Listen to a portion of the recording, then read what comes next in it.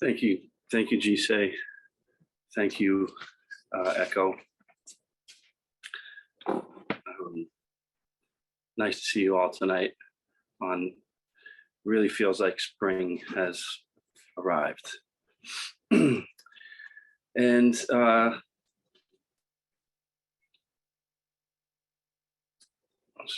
on a second. Echo, stop. My Amazon Echo decided to start playing some rain sounds. So I just wanted to start by saying that writing a Dharma talk is can be sometimes a funny thing. You know, sometimes you have something in mind when you go in to write it, and sometimes, as was this time for me, I had absolutely no idea what I was going to write about.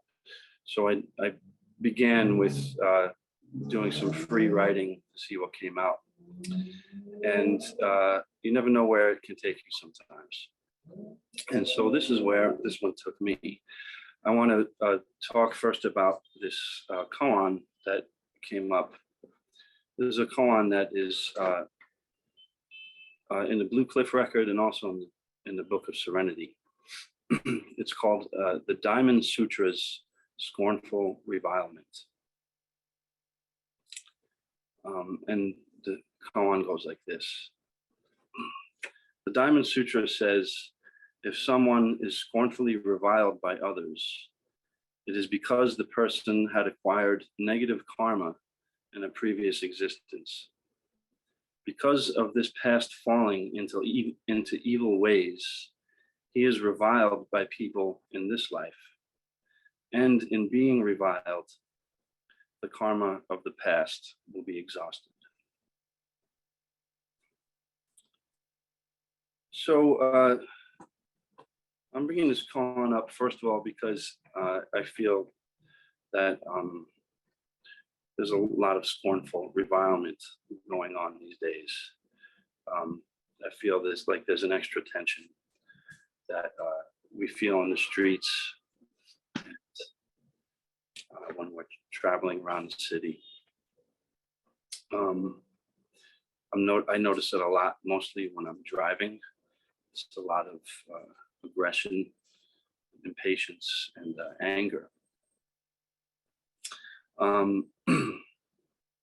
Perhaps we've experienced some aggression and negative behavior recently. So I like first off how this scripture is a kind of rewarding you for being scornfully reviled. The very act itself of being scornfully reviled itself extinguishes past evil karma. And I think that is kind of a nice thought in the face of what the experience actually is to be reviled. And I'm wondering if we could all think of a time when you were harassed or verbally attacked, reviled, however you take this scornful revilement to mean. You can remember a time when that happened to us and just think of what that experience was like. Maybe it happens from someone you know, maybe it happens from a complete stranger in the street. But just what is the actual experience in the moment that happens? And in the verse from the Blue Cliff record on this, the first two lines are, "The clear jewel is in my palm. Whoever has accomplishment will be rewarded with it." The clear jewel is in my palm. Whoever has accomplishment will be rewarded with it. And say two comments on these two lines. He says, if there is someone who can uphold this scripture with actual effect, then he is rewarded with the jewel. When he gets this jewel, he will naturally know how to use it. This is having actual accomplishment. So the question that this brings up for me is, what is upholding this scripture? How do we uphold this scripture? The scripture that says, if someone is scornfully reviled by others, it is because the person has acquired negative karma in a previous existence. Because of this past falling into evil ways, he is reviled by people in this life, and in being reviled, the karma of the past will be exhausted. How do we uphold that?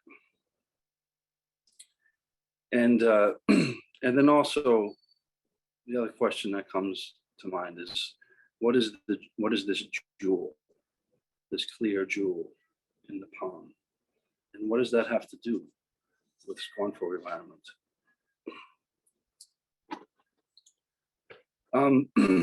So in thinking about this, I remembered a time when I was scornfully reviled or harassed, maybe is the better word, on the subway, coming out of a subway. And it was a crowded situation, walking up the stairs. And I don't know if I had moved in front of someone or not, but all of a sudden I felt this person behind me, pushing me up the stairs.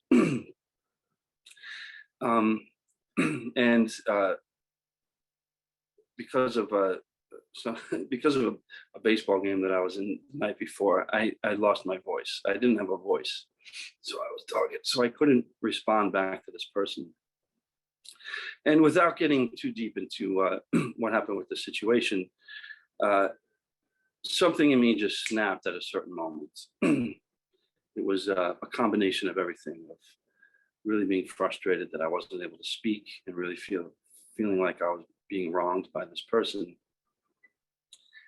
And and I completely lost myself. I completely was separated from reality, from a really intense feeling of anger. And it lasted for a short amount of time, maybe a minute, 30 seconds, until I kind of like popped back into reality and allowed myself to disengage from the situation. But what that moment kind of, I was kind of shocked with the anger that did come up, and how it, in a very jarring way, pulled me out of my experience. And I think at that time I was noticing anger popping up in some different ways. And after this experience, it kind of became very clear to me that there was something off. There was something almost like out of tune. I felt there was something out of tune inside, and I felt like I needed to turn my focus inward. And remembering the Zen Peacemaker's orders definition of the precepts for not being angry is transforming suffering into wisdom. So when there's a lot of anger coming to the surface, I feel like there's something that's going on inside that we're not seeing, some suffering that we may not be aware of on the surface. And we're out of tune with these aspects of ourselves.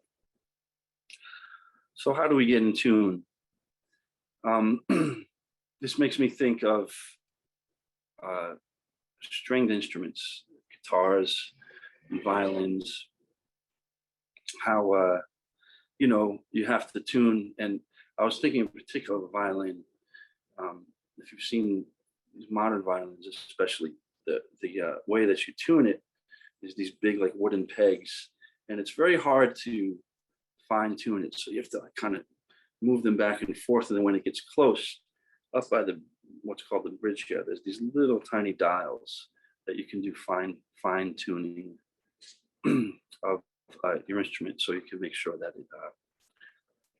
sometimes it's a little bit off, and so the fine tuning will help.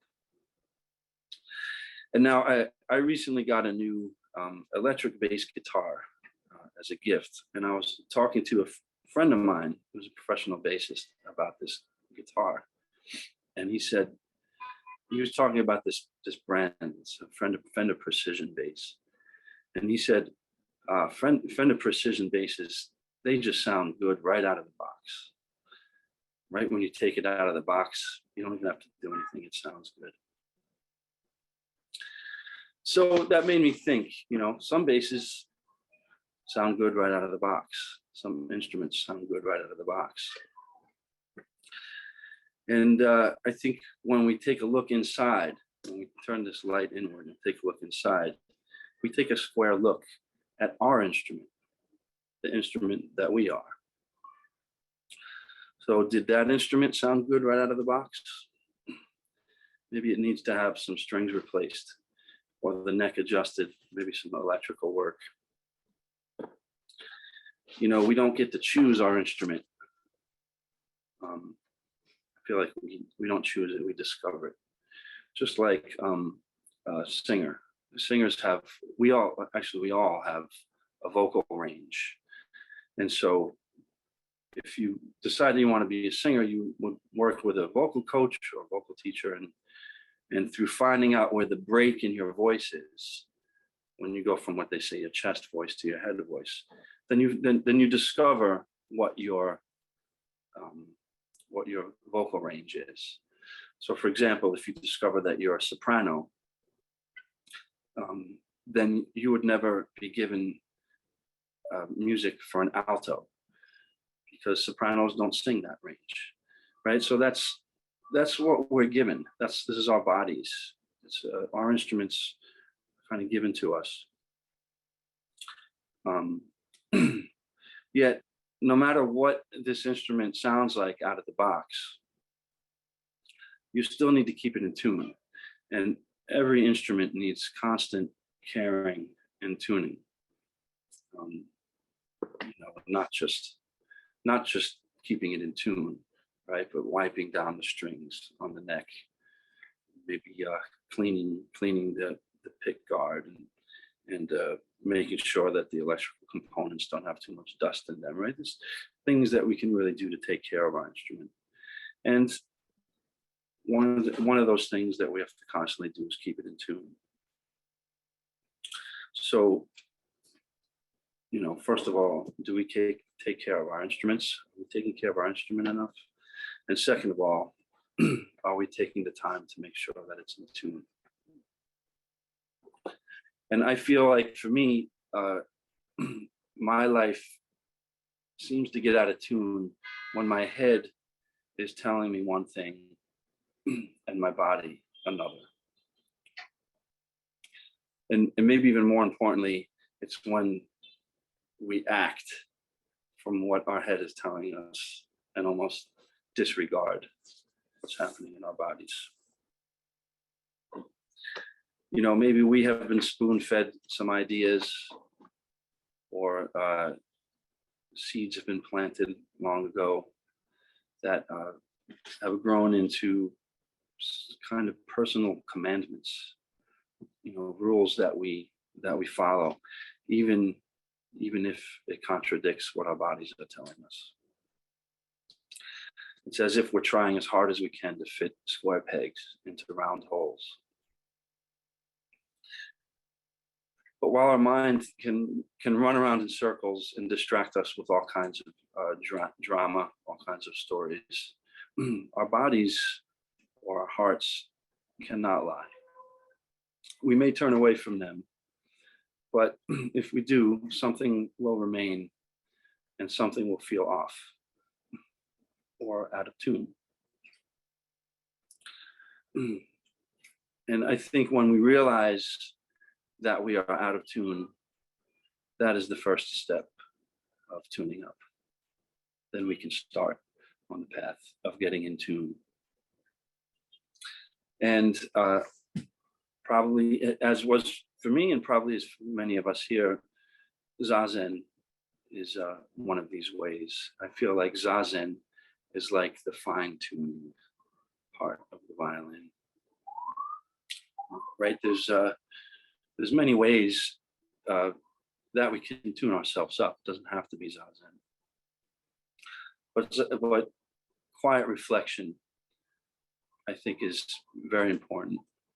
And in the quiet reflection of zazen, we can remember, put back together all those pieces that we have become separated from. From all the different forms of trauma we have faced as human beings. Trauma is something that separates us from ourselves. And I think we know when we're out of tune. There is somewhere inside, we know that we're out of tune. And we have to listen to that. And in those moments, I think it's very important to do, as Dogen said, turn the light inward. And when we turn the light inward, we can observe our whole lives. We can see what has remained for whatever reason. There may be moments when we were little children that we still carry with us all the time.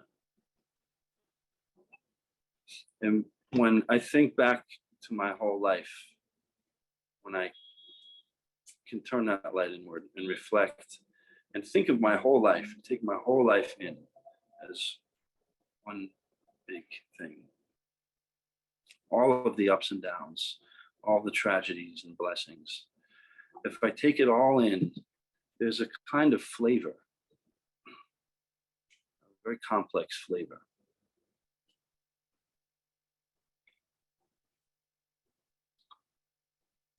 And in thinking about this flavor, it reminded me of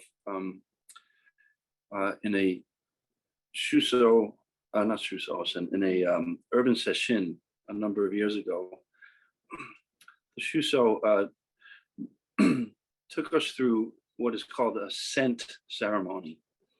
It's something that is practiced in Japan, and it involves it's not exactly incense because it is not something that's manufactured, but it's something like incense, and it comes from a very old mushroom fungus that similar to the people that will go around and find mushrooms and truffles. Something similar to that, where these people will go into the wilderness and look for dead trees, and look for these kind of mushrooms that take hundreds of years to form. And each one of these mushrooms is very unique and has its own scent that is very complex. And in this scent ceremony, a different piece of different mushrooms is put in this incense burning container, and it's sent around, and everyone gets a chance to smell it. And the instructions were to smell and to write what it makes you feel. Write your experience of smelling the scent, because it's very complex. It's not just acidic, or it's not just fruity, or it's very dense, but very unique at the same time. And I think that our flavor is very similar to this. Our flavor, the flavor of who we are, of who our life is, who our experience is very complex and very unique.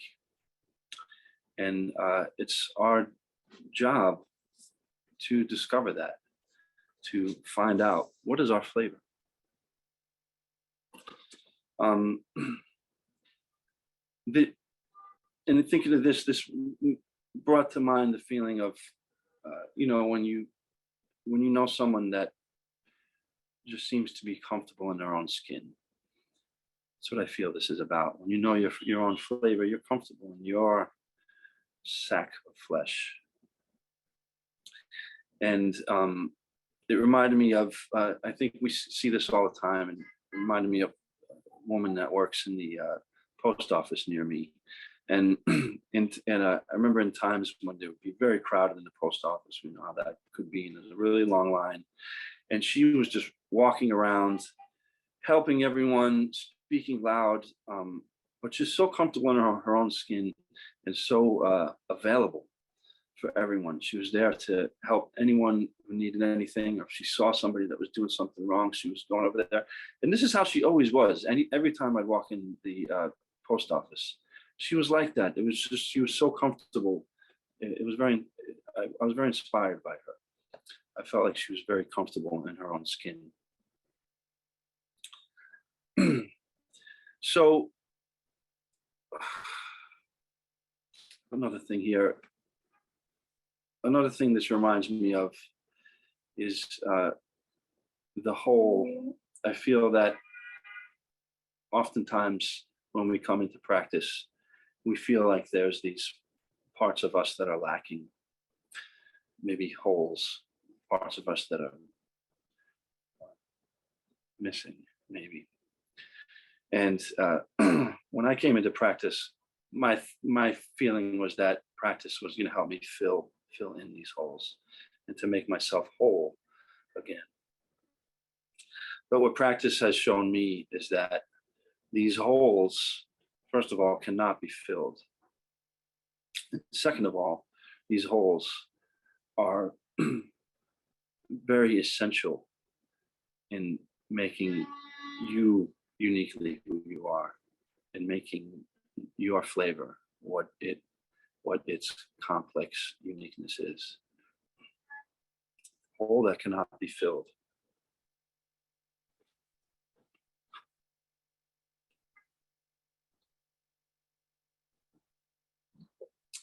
So going back to the koan of revilement and these questions, what is upholding this scripture? How do we uphold this scripture that says, if we are scornfully reviled, that means that we did evil deeds in a past life, and the very act of being scornfully reviled erases those evil deeds? How do we uphold this? There's a story that is relayed in the Book of Serenity, in that version of this koan. And it's a story about a monk who was deeply disturbed and disillusioned with Zen when he heard his master scream in pain and fear as he was being murdered by thieves. He thought that Zen was a fraud if it did not teach you to stay calm in the face of death. He expressed his concern to another teacher, who opened the young monk's eyes. He said, "Fool, Zen is not about killing all feelings and becoming numb to pain and fear. Zen is about being free to scream loudly and fully when it's time to scream. When it's time to scream, we scream. When it's time to laugh, we laugh. When it's cold, we're cold. When we're reviled, we're reviled." And then the other question, what is this jewel? Well, it's you, of course. Your unique flavor, your unique instrument. That uniqueness that this world, nor any world, has ever seen before. It's already a jewel. You are already it. You just need to discover. This is what is revealed when you let yourself be reviled.